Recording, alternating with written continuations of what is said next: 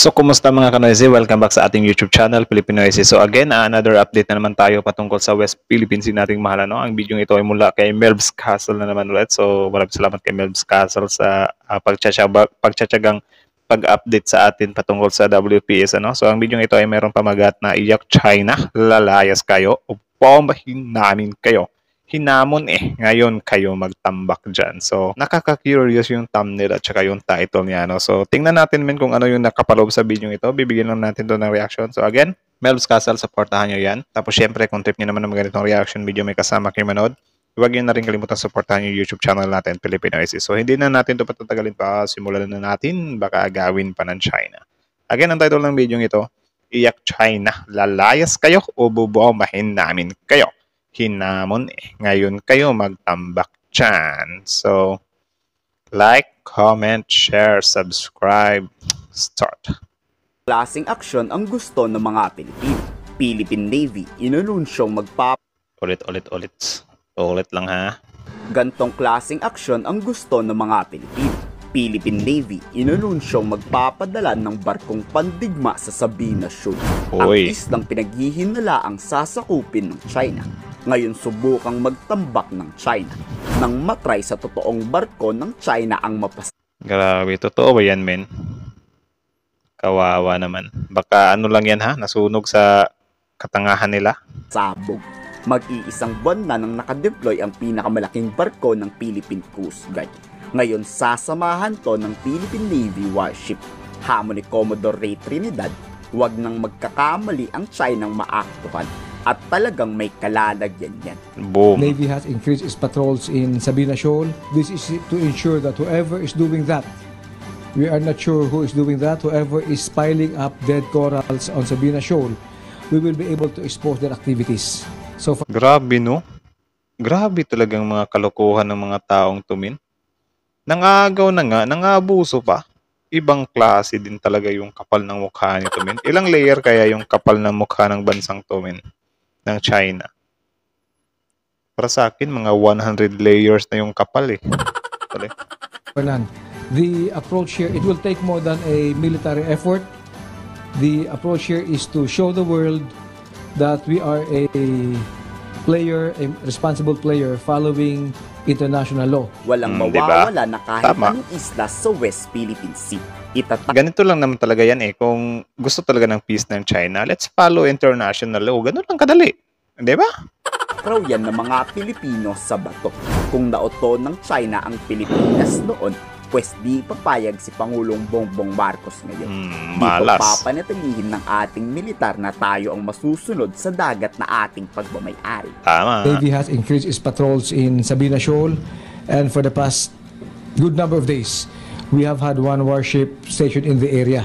This is to ensure that whoever is doing that, we are not sure who is doing that, whoever is piling up dead corals. So, not sure sila, sir. So, kayo guys, sino ba yung suspectsion nyo dyan? Or yung suspect nyo? Ako, meron na ako dito sa isip Wala namang iba Diba? Tuloy. On Sabina Shoal, we will be able to expose their activity, everything Expose to agad. ensure that Sabina and all other features within our EEZ will remain under Philippine sovereignty and sovereign rights. Bilang Philippine Navy ang nakaalerto sa usap-usapang pananakot. Pati ang Armed Forces of the Philippines naka-heightened alert na. Anumang hamong balak ibato ng China, handa raw tong harapin ng ating militar. Pahayag yan ni spokesperson Francel Padilla.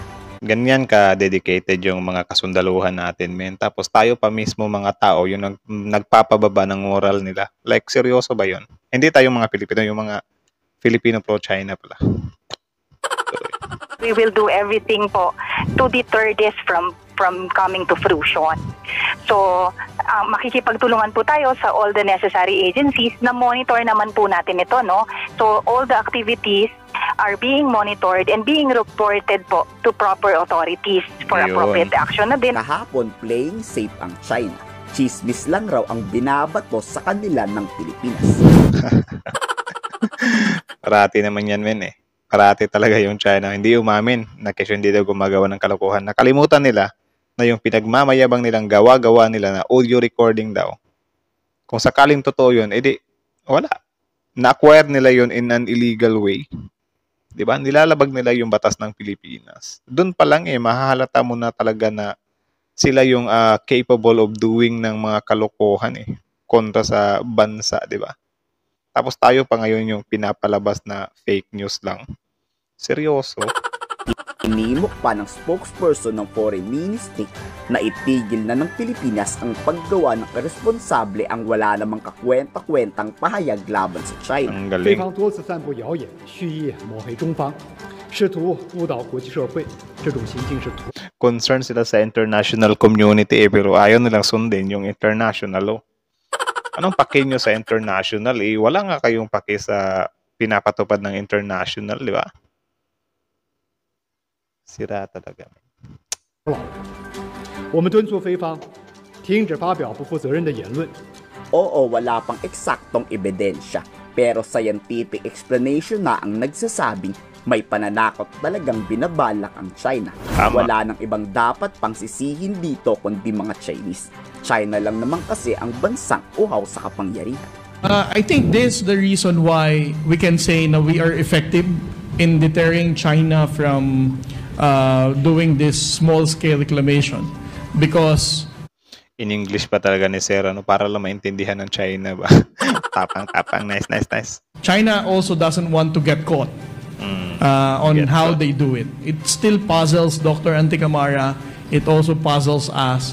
How do they dump the dead coral? Ang intention nga natin dito, why we decided to anchor Philippine Coast Guard vessel as the rigid hull inflatable boats roam around the area is to catch them talaga. For us to know how they're doing this. Dapat sisid na lang sila. Sisid na lang tayo para ma-booking natin. Kasi kung may ilalagay tayong mga barko dyan, malamang hindi talaga sila mahuhuli, di ba? Dapat langoy tayo sa ilalim ba? Grabe ng pataasan na lang ng hininga. Pare. Since wala pa talaga tayong photo or image na kung paano natin masasabing how they are doing it, yan yung gusto nating malaman. Kung matapang talaga ang China, magtambak kayo habang nandyan pa ang barkong pandigma ng Pilipinas. Hindi gagawa yan nagpi-playing safe yan Kakamustahin nyo talaga nang wala sa oras si San Pedro. Kayo, pabor... Kukumustahin ng wala sa oras si San Pedro. Baka si Satanas. Nagsalita yung mapupunta sa langit Joke lang, Lord. Siyempre, magdasal pa rin ako. Sana makapunta din ako ng langit. Baka yung mag-deploy tayo ng barkong pandigma. Ikomento sa baba ang saloobin. Nako. So, yun lang naman. Again, mula kay Melbs Castle.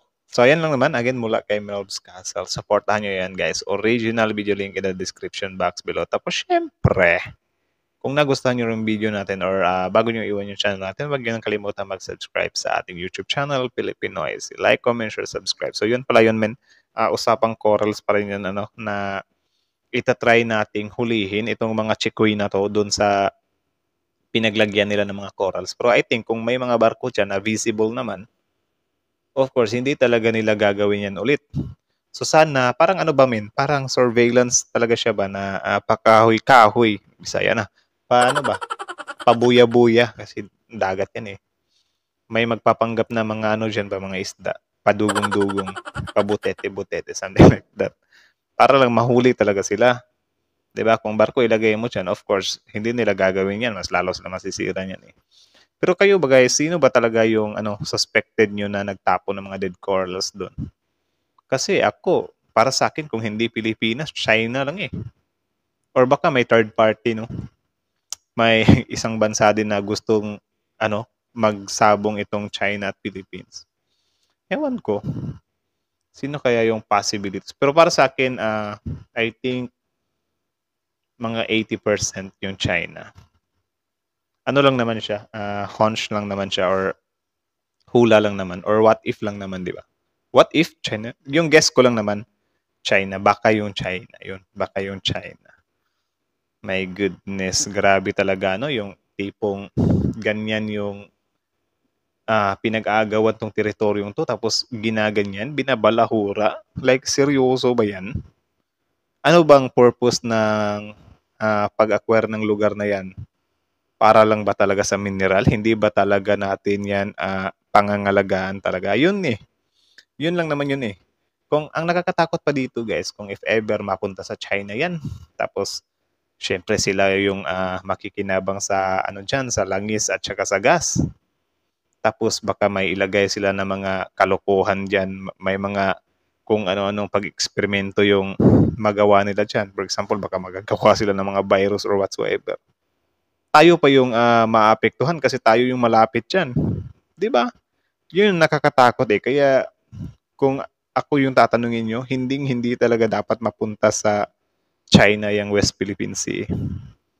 Tayo lang din magsasuffer yung meron ngang kalokohan yung China sa bansa nila na naghuhukay sila ng pinakamalalim na butas eh. Tapos yun pinaniniwalaan or inaano ng eksperto na baka dahil sa paghukay nila may makuha silang mga virus doon na pwedeng maging deadly sa buong mundo, di ba? Wala eh, ganyan talaga yung China eh. Puro talaga kaganiran yung nasa laman ng mga kokote nila eh. So, yun lang naman guys. Kayo, ano masasabi nyo dito? Again, Melbs Castle, support nyo yan. Tapos yun, Filipinoise, like, comment, share, subscribe. Filipinoise is out.